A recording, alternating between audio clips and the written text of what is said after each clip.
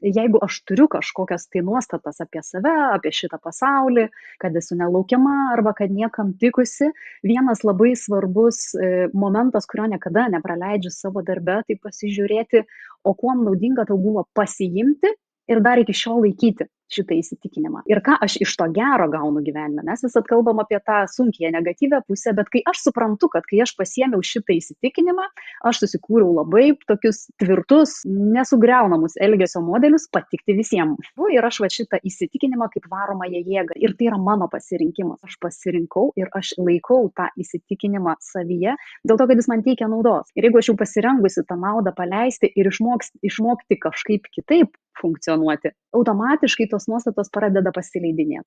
Ir antras dalykas, suprasti, kodėl šitaip reagavo tėvai. Tai visiškai nesusijęs su manim. Tas gebėjimas nepriimti asmeniškai, turbūt vien kaip požiūrio kampas, jisai padeda labai atlaisvinti tuos užspaudimus. Palinkėjimas būtų gerumo sau visų pirma.